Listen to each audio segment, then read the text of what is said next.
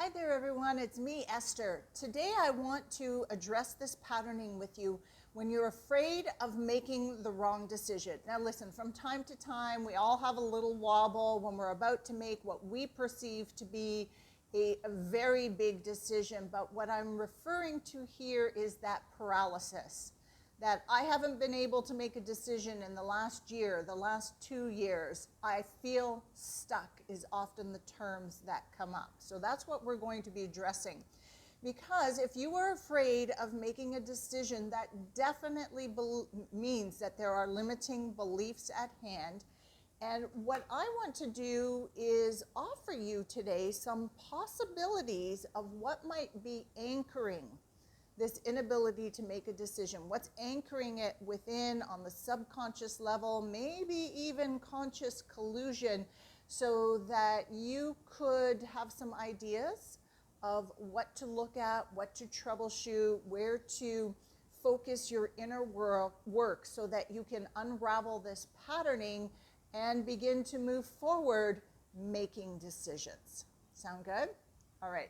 So welcome back to my channel, everybody. My name is Esther Bartkiw. I am a core belief therapist, intuitive energy reader.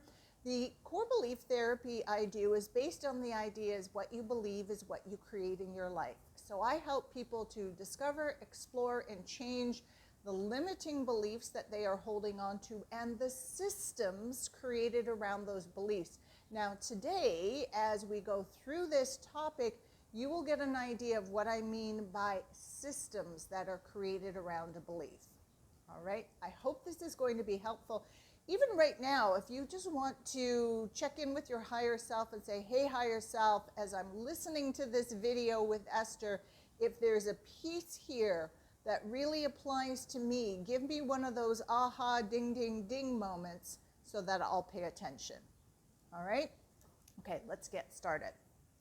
Now, when you're afraid of making a wrong decision, what could be anchoring that? And really, there are lots of possibilities. It might be one thing, it might be a combination. And from decision to decision, the fear anchoring that patterning could change. All right, so I'm going to give you some possibilities here. Fear of failure, fear of success, fear of losing control. Fear of change, that's always a big one. Fear of losing money, fear of losing face. What do I mean by that? You make a wrong decision, people laugh at you, you're not as smart as you thought you were, guess you're not as perfect as you thought you were, you know, that losing face. Fear of creating instability in our life.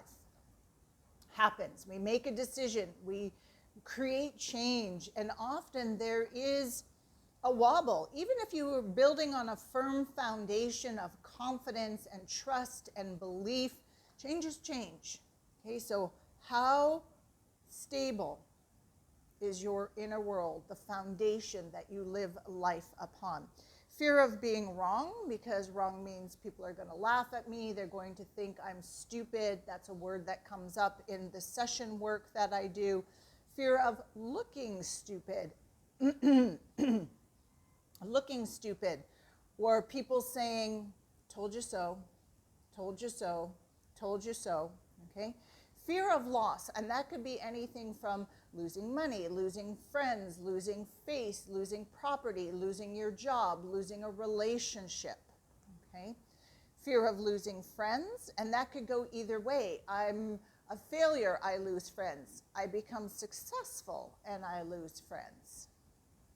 Fear of being alone, fear of creating an unhealthy situation. What if this makes things worse? Okay? And fear of wasting time. That one's interesting because it comes up a lot. I don't want to waste time. And it comes up a lot when people are starting to get 40, 50, 60, 70 years old. So then at that point, we also have to look at things like age beliefs, and what is time and how much time we have, and you as an internal being of light, okay? Now, I could go on and on. I'm giving you ideas of common themes that come up in the session work that I do. I've been doing this for over 18 years. So those are some of the common themes. But it's also just the surface. If you do your inner work just based on one of the pieces, one of the fears that I just laid out, it's fine, but you're just doing surface work. It's like if you walk into the room and say, wow, this room needs a cleaning, and all you do is a dust and you don't get into the corners, the next time you come back, it's still a dirty room, just a little bit less dusty. Okay? It's a good place to start, but we want to dive deeper. All right? Now, I'm going to take one of those fears and I'm going to break it down and begin to show you the system that could be connected to that fear. All right. So let's say I'm not making a decision. Somebody comes to me and they're sitting across from me, or we're on the telephone, and they say, Esther, I'm not making decisions. I haven't been able to make a decision in over a couple of years. It's keeping me really stuck. So we start off by just consciously talking back and forth. I want to develop this a little bit with them. And finally they come forward and they say, I fear change because I fear change. I'm not making a decision because I fear change. Okay? This is very common. This is very common because change means change. Now, here are some things that I would ask. And remember, when I'm working with someone, I am mostly working on the subconscious level, but also opening up greater consciousness. This is not hypnosis. It's just a very gentle back and forth question and answer. But how I specifically ask the questions allows the person to tap into their subconscious mind. Okay? Right now, I'm just going to give you some questions. So the first thing I would ask is, well, what do you believe about change? We need the definition of change, what change means to you. And where did you learn it? Did you learn it from your parents? Did you learn it from your siblings, from your spouse? Did you learn it because you had change in your life and developed your own idea and perception of what change is? All right? Was there a situation in your life where there was change and it didn't work out the way you wanted and you went, whoa, change is really scary? Okay? So I'm working with this person, and let's say they say, yes, change for me is very, very scary. Now I want to go deeper into that. Well, when did you first decide that change was very scary? Esther, when I was 5 years old. I had just started kindergarten. I just started making friends, getting used to the teacher, learning the classroom, realizing, wow, things are very different in the world compared to what's going on in my home. And then all of a sudden, one day I woke up and there's this big truck in our driveway and all of our furniture is being moved into the truck and my bedroom is being disassembled. And mom, dad come to us and say, me and my brother, my little brother, we're moving. Dad got a new job, mom got a new job, and we're moving today. So, get your blanket, get your teddy bear, we're going for a ride and we're moving. I moved to a whole new place, strange room, strange house, strange neighborhood. I had to go to a new school, new kids. I was the odd person out. I don't think the teacher liked me. It all happened so fast. Nobody asked me. Nobody consulted me. Nobody told me anything. It was thrust upon me, and it was terrible. So what's happened here is we have unearthed a childhood memory, a childhood situation in which there was unexpressed emotion that is lingering inside and has created trauma within. Now, I would ask this person after they've expressed this, and what decision did you make at that time when you were at this new school and everything changed and nobody asked you or told you? I decided that change was scary. And I decided I'm going to avoid change at all costs. Okay? That's a core decision based on a core belief. And how did you avoid change at all cost? Well, I stayed small. Now, I want to know, what does that mean, I stayed small? I hid. Where did you hide? Because two things could happen. Often that part of you, that younger part of you, will hide somewhere in the body. I hid in the stomach, I hid in the throat, I hid in the chest. But also there's often a physical hiding. I hid in my room.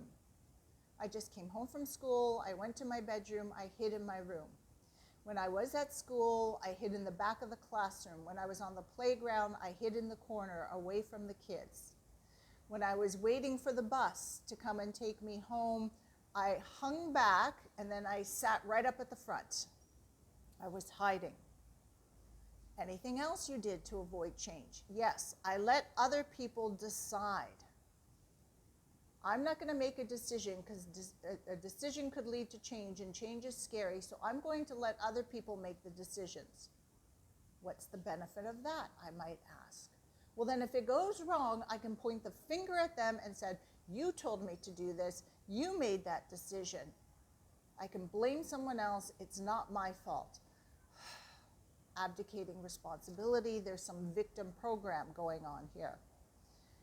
Anything else you did to avoid change? Yes, I went along with the crowd. Whatever the crowd did, whatever the kids at school were doing, whatever my friends were doing, I went along with the crowd. What was the advantage of going along with the crowd? Well, if the crowd made a mistake, it's okay because we all made it. And if the crowd made a good decision, it's okay because we all made it. So there's a sense of belonging, being part of the crowd, an idea that there is safety in the crowd, okay? Then I would ask something like, well, did this work? Did these strategies, what we've unearthed here are strategies. Did it work? Yes, most of the time, it really did work. But what about decisions? Well, I just stopped making decisions. It was easier that way, okay? Because I found that more and more the decisions I were making were not necessarily good for me. Okay, now why does that happen? Because they believe that change is bad, and when you make a decision, it results in change. Okay, that started early. Let's say this person is 5 years old. I'm referring to a situation that I worked with someone years and years and years ago, and there was this unresolved trauma, and we had to go back and heal this wound, heal this memory, and reverse these decisions and beliefs, okay? So once we really unearth, and there's more that can be developed here and go deeper, and you need to get really specific about things, then I need to help the person to open up the conscious awareness that, you know what, maybe making a decision is not all that bad, okay? So you could ask something like, did you ever make a decision that resulted in something positive, or have you ever seen someone or heard of someone make a decision that ended up in something really great and positive, okay? And oh yes, I've seen that. So then I would say, okay, so it is possible that you can make a decision that leads to a change that can be really good. Yes, it's possible. Okay, so for someone that might be a big conscious awareness, for someone it might be not so big, but we need to begin to open up that conscious awareness, because the subconscious, which is that 5-year-old reliving that kindergarten moving trauma over and over again every day, will not shift until you, the adult, the conscious mind, realizes, wait a minute here, decisions might not be so bad. Okay, so we want to open up that conscious awareness. Then I would maybe pursue this line of talking and ask, well, what would it take in order to make a decision, instigate a change, and have it become something positive in your life? And their answer might be, well, I would do a lot of research. I'd have to really trust my intuition. I would have to put my focus on that decision, on that change, not be half committed, half in, half out. I'd have to really focus on it. Then I would want to know, well, what does focus do? It means that it has my attention and I'm really committed to having the outcome that I want. Okay? And I also need to know that making a decision is okay, that change is not scary. And this is a good time to begin to talk about consciously ideas like when you make a change, if you don't like it, you can adjust, you can make a new decision. Yes, some decisions have consequences that we have to move through. We've all learned that piece. But often when you make a decision, you can adjust along the way, adjust along the way, adjust along the way. All right? And if you're doing your research and using your intuition and being fully committed to your change, the likelihood that you're going to make a more positive change for yourself and decision that you can adjust along the way is higher. And that's part of the awarenesses we need to start to create for this person. The next step I would take this person through is visualizing the change. So getting that person to visualize making a decision, instigating change, and a positive outcome. So the visualization, the seeing it on the screen of your mind is very important to manifesting anything, because if you see it, you can create it. If you see it, you can conceive it. All right? So if you're manifesting anything in your life, make sure you see it first. You want to also get into the feeling state. We'll talk about all that in another video. All right? The more a person is visualizing this, the more it becomes believable to them. Excellent. Then I would ask something like, okay, you can see it. You know what it's going to take to make a decision, to instigate change, to have perhaps a positive outcome. What about those fears? What do you need to do with them? Ooh, I need to get rid of them. Now, sometimes here people want to hold on to the fears, and we have to explore that. But somebody who has been doing inner work for a while, that's typically the type of client that I work with, will say, oh no, I understand, I need to get rid of that fear. All right? This is where energy work could come in, and I would take them through some visualization steps to release that energy, that fear. Anything else you need to create that vision in your head? And they would look at me, and this comes up quite a bit, and say, I need trust. Trust of what? Trust of whom, I would ask.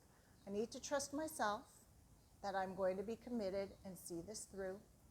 I need to trust that God universe is on my side. I need to trust my intuition. I need to trust the process, that there is a process, a path, a journey. All right? So we know that we've got to look at trust now as part of the inner work. And then I may ask, well, what's a good first step in all of this to get going with making a decision? What's a good first step? We would establish a first step, and that would be their homework in between sessions. And who could you ask for help? Right? We all need some kind of support, maybe an accountability partner. Maybe the first step is someone that you have to reach out to because they have a skill you don't, and you need that skill. So who can you ask for help? All right. Now, I also believe at this point it's important for you, the adult conscious mind, to turn within and connect with, in this case, that 5-year-old part that is holding a lot of emotion and trauma from that moving situation, and giving that 5-year-old part time to express itself, to be heard, maybe for the very first time. And to also give that 5-year-old part an update and say, you know what, you live inside of me, but we're not 5 years old anymore. Look at me, I'm 40, 45, 50, 55 years old, whatever age you are. And I'm all grown up. And I'm so sorry that you went through that, and nobody told you, nobody gave you a heads up, but I'm here now. And I want to help you to move through this. Because when you determine you're not going to make a decision because change is scary, I feel it in my life. And it's important to do an update, to let that part of you, that aspect of you, that young part of you know that while it kind of stayed frozen and stuck at that age 5, reliving that situation over and over again, protecting itself from change is scary, you grew up, and while what it's doing, it means for good, it's a self-protection program, it's stopping you from making decisions in your life, and now you feel stuck. Now, sometimes we have to spend a lot of time with this, is what I call an update. Sometimes the update happens very quickly, but typically that aspect of you, that young aspect is, we'll say something like, oh, I'm so sorry, I didn't know, I want to help you, let's make decisions, and it will begin to start to shift in the middle of the session, growing up even, right? Growing up in awareness, and you can even visually see it growing up in image as well. So having that inner conversation saying, I want to start making decisions, and I don't want to be fearing change because change is happening all around us. I don't want to be fearing change. Let's do this together. You and I together. I promise you, right? The adult is saying, I promise you that moving forward, when I make a decision and there's going to be a change, I will always let you know so that you have the heads up. I will always let all my parts and aspects know so that they have a heads up. You might make an agreement. What this does is starting to create inner harmony, right? No more separation, inner harmony. Your parts and aspects coming together within to support you in making decisions to move through change and create what you want. And that's what we're looking for, that inner harmony to create your outward reality. All right? Now, there's a lot more to it.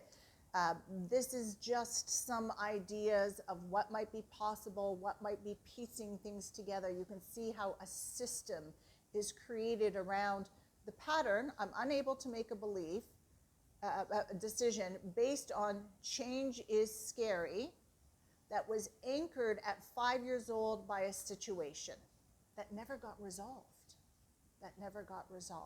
Okay? So that's about going deep and going to the core. All right? Now, as I went through this, you can see it's more than just I'm not making a decision. Okay? This started in childhood, so we need to heal, resolve that memory, rescue that child, create conscious awareness for that child, begin to grow up that child inside of you. All right? Fear of change needs to be addressed. There's some victim programming to look at. Other people's energies and overlays. This person, when they're a child, may have absorbed mom's energy, dad's energy, the energy of the movers, the kids in the classroom, the teachers. There might be a lot of outside influence that is interfering that we need to release. Energy work is very good with that. Old decisions have to be canceled. There may be some confidence building to do, and creating new awareness. I call this conscious talk, right? We need to have new conscious awarenesses. That's always the trigger, the instigation to change. There might be a need to learn how to research, because research was, if I research, there is the possibility I could make a decision that leads to change that is possible. So maybe this person needs research skills. Building and trusting intuition, right? Fortifying the intuition. And then trust came up in this example as an important piece. So we have to work at trust of self, trust of God, trust of other people, trust the process, trust intuition. Doing an inner update is important to create harmony, all right? And I always like to connect with all the other parts of you to say, hey, are you witnessing what's going on here today in this inner work? Will you support it as well? So none of your parts and aspects feel left out. All right, so that's an example. And I want to share with you one thing before I leave you, and this is just my personal point of view. When you're in a pattern of I'm not going to make a decision, because decisions lead to change, change is scary, or whatever it might be, fear of failure, fear of losing money. One of the pieces of conscious awareness I like to bring up with my clients is, are you aware that making no decision is actually a decision? You have made a decision to make no decision. That will often create a little bit of a startled conscious response inside, and I like them to sit with that for a little bit. Okay, that can unearth a lot. And then in my point of view, when you make no decision, it can be the worst decision. So there's a difference between I'm caught and I'm not making a decision, Esther. It's been years. And you know what? I'm not making a decision in this moment because I need to gather more information. I need to align vibrationally. I need to catch up. I need to catch up with oh my gosh, is this, are we doing this? Okay, wait a minute. I need a moment. I need to pause. I need to catch up. There's a difference. I'm talking here. You're not making a decision. This has been going on for months, probably years. Okay? Making no decision, which is a decision, is probably the worst decision that you can make. Why? Because you are a creator being. Learn that about yourself, that you are light, you are a creator being. You're here to create and experience and manifest. And when you're in a no decision mode, yes, you're creating a no decision life that is then shaped by other people's decisions, right? You're on the sidelines. You're on the sidelines. You as a creator being, I do not believe for a moment that that's why you came. If you connect with your higher self, your soul essence, they would tell you the same.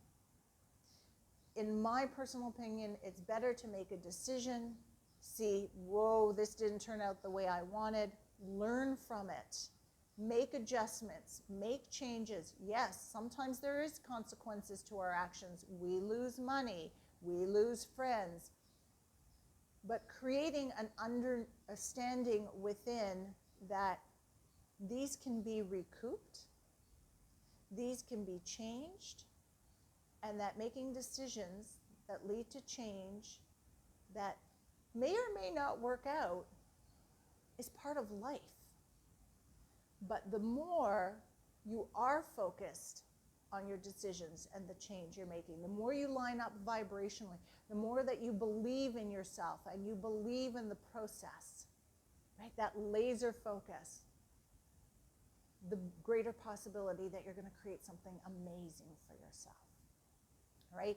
So please use these points as jumping off in your own personal life if you are dealing with this subject.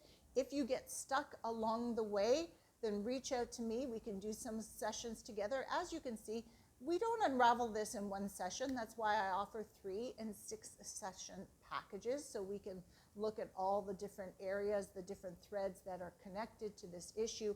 Also, I invite you to sign up for my newsletter. I'm going to put all the links below. When you sign up for my newsletter, I will send you a 6-page worksheet on the first step to take to manifest your wishes and dreams come true. It is essential, it is crucial, and I'll walk you through it step by step in that free gift for you. All right, I hope this was helpful.